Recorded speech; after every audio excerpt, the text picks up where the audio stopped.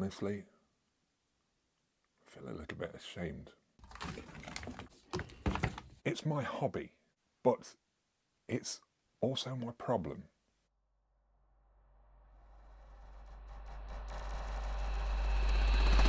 I call myself a collector, but I managed to remove 290 items from my collection in one hit. But how did I decide what to clear and how to clear it? It's a process that, as a collector, I've struggled with facing doing.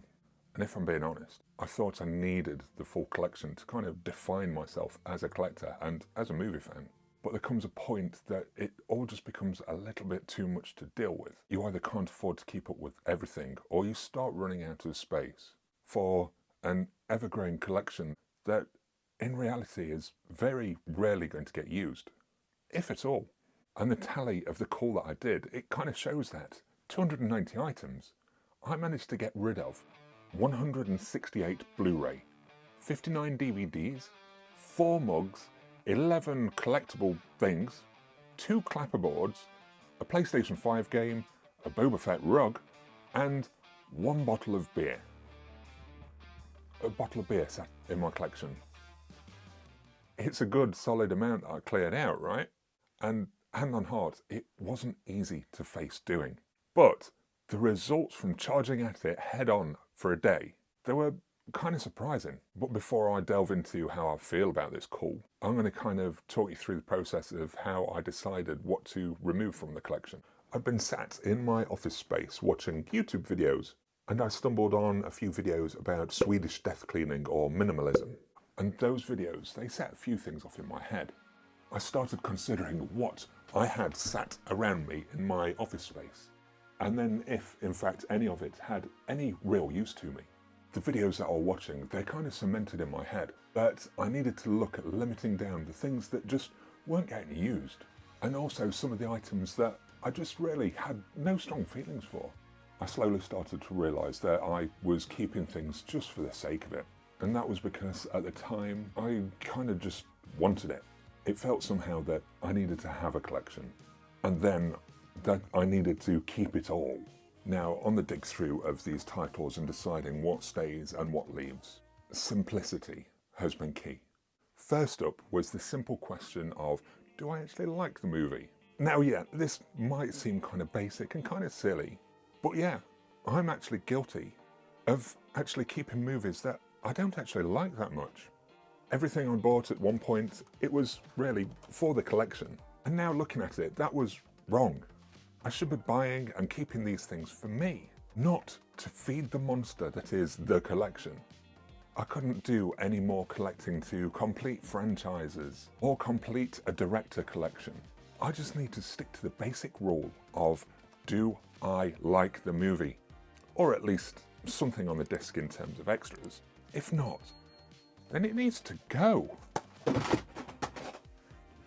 Then we're on to the consideration of when was the last time I watched something. I mean, really, most of our discs get used, what, once, maybe twice over a 10-year period, if at all. Does it? And then the thought hit me, do I really need to be keeping hold of something that's only ever going to get used just that once? Was it really worth keeping hold of just on the off chance that it may get used again at some point in the future? With these thoughts being in my head, makes me consider what a fine line it is being a collector or being a hoarder.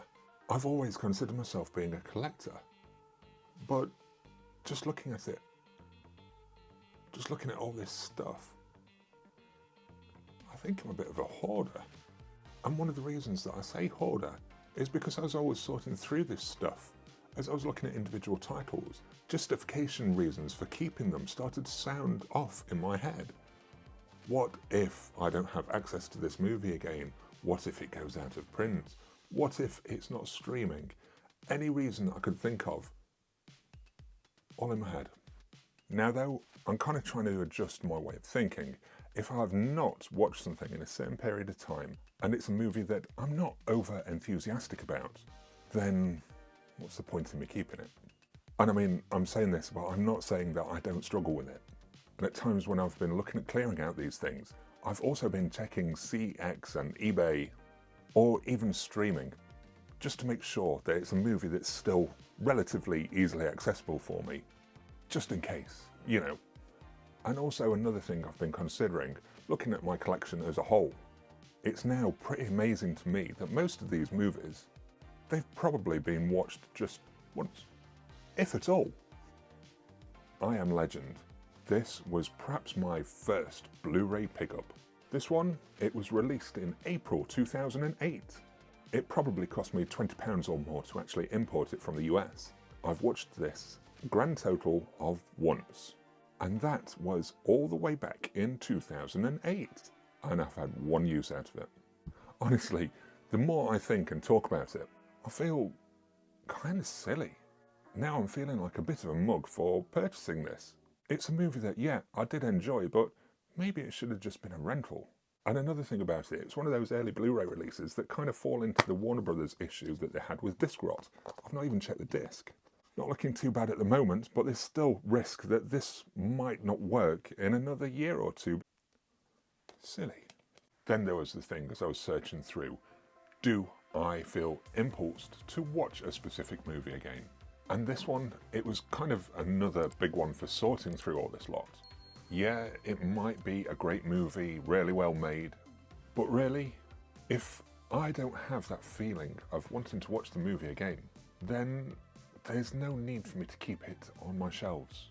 A lot of these movies, they're so easily accessible. Does it really matter if all of these aren't kept on a shelf so that I'm able to select whatever I want to watch on a whim? Now, yeah, I know we all talk up the fact that you need to have choice in your collection should the streaming services pull them away or it becomes out of print. But do I need so much choice? And if I'm being truly honest about my collection, is a large portion of it ever going to be selected if I wanted to rewatch something? Is Prince of Persia ever going to be a rewatch? Am I ever going to be tempted to go back into another viewing of The Walk? I don't think so. The other thing that's kind of added fuel to the fire for us collectors needing a big collection is when we have these big name directors who talk up the importance of physical media. Now that's all well and good that physical media is important, but somehow in their discussions they made the collector, in a way, responsible. We're custodians of these movies, and the thing is, I'm not sure that this responsibility should be placed at the feet of a collector.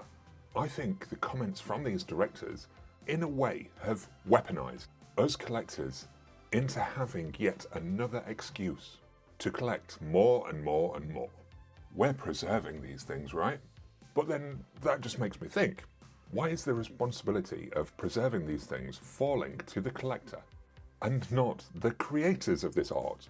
These comments were unfairly placing the responsibility with the easily manipulated collector, like me, who was collecting things for any little excuse they could find. Anyway, I suppose we all want to know what I've learned from doing this kind of cull and this kind of challenge. Well, it's all a little bit strange really. I've removed 200 or more movies from my collection, and really, I've not even thought twice about them not being there. At the moment, I know we're only a week in, but there's just no remorse.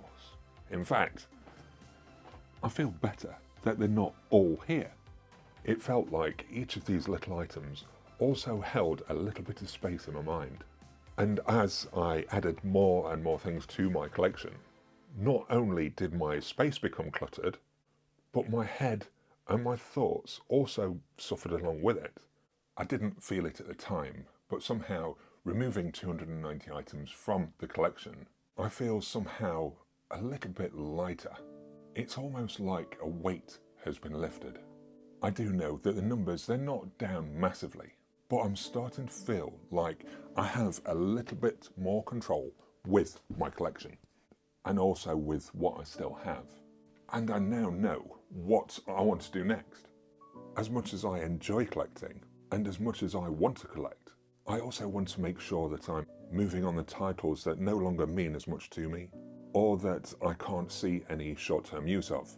And if you watch my previous culling video, you'll see the sheer volume of things that I just kept hold of, but didn't really need. I'm not sure exactly how to put into words my feelings after doing this call. I guess maybe I feel a little bit of shame or embarrassment. Embarrassed about the decisions that I've made and how I've allowed these things to kind of build up. In a way, it now feels kind of a little bit difficult to justify. Doing these videos about the collecting habits and also how we collect, it's kind of made me face my collection and my own bad habits. It's made me look at these things in a whole new way. Don't get me wrong, I love having a collection. It's nice to have a collection, but it's just quite another thing when you have to face what you've built and you kind of start to consider the reasons why you let it get out of control and how far it's actually gone. To me, it's been an addiction. It's the problem that I didn't have until I actually faced things and took a closer look. It's my hobby, but it's also my problem. Being a collector, to me now, it doesn't mean having the largest collection and the biggest variety. It's about collecting the things that you care about. It's your collection. Make it mean something for you.